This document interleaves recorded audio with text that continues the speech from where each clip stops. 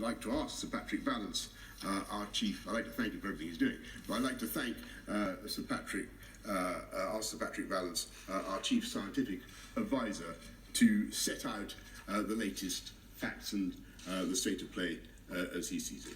So this is a new disease, and none of us has immunity to it, as the Prime Minister has said, and that's a key part of what we're looking at here.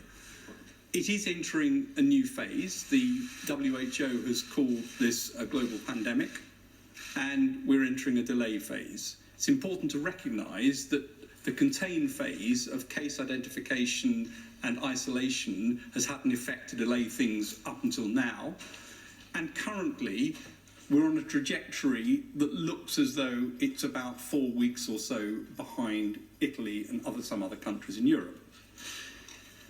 That means that we've now reached a stage when of the epidemic that I just wanted to show you on a slide. If it will appear. Here we go. This is the shape of an epidemic. So you go along the bottom for some time with not very much happening, and that's probably where we are now. There are currently 590 cases that have been identified in the UK, and there are more than 20 patients on intensive care units.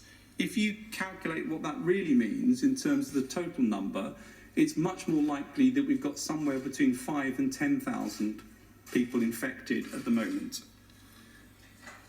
We've identified 590. The same sorts of ratios will be true in other countries depending on how much testing they've done. That's still a relatively small number. We're still on the flat part. As these curves start to take off, as more people get it, they take off quite steeply. And that's why timing is so important. Because what you want to do is to protect people during the most infectious period, and I'll explain that in just a minute. So we're in a period now where we've got some, but it hasn't yet taken off. The actions that we need to take are to try to do two things. It's to delay, hopefully this will come on, it is to delay the peak and to push the peak down. So we're trying to reduce the number of cases at any one time. That's very important for NHS in order to make the NHS able to cope with this. And it's also important because it pushes it out into summer months where the NHS is less busy, but also where there may be less transmission of virus. Respiratory infections in general tend to be a bit less common. So that's one aim, is to change the shape of this. And it's important to recognise it's not to stop everybody getting it. You can't do that. It's not possible to stop everybody getting it.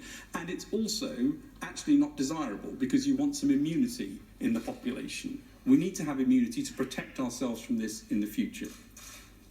The second big aim that we need to look for is how in that we protect the vulnerable and the elderly who are at most risk of serious illness and dying from this. And the way this disease looks as though it appears is that you have 5 days or so of mild viral illness, and then a small proportion of people get a second phase where they have some sort of immune response to it, which causes the damage. And the elderly and the sick are much more likely to get that. So during the period of peak transmission, we need to protect them at that phase.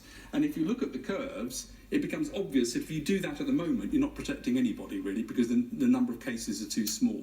If you do it at the right time, then you're protecting them over the peak, and you're not asking them to be in isolation for too long. Similarly, with the idea of households going into complete isolation, that comes a bit later, when you've got some more cases coming up. At the moment, if you asked households to completely isolate if one person was ill, most people would not have coronavirus. You may have to do the whole thing all over again.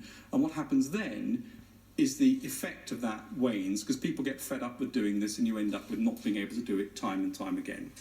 So the timing is critical, and that's true across all of the interventions we've looked at. That's why this is a package of things that need to happen at the right time and in the right phasing.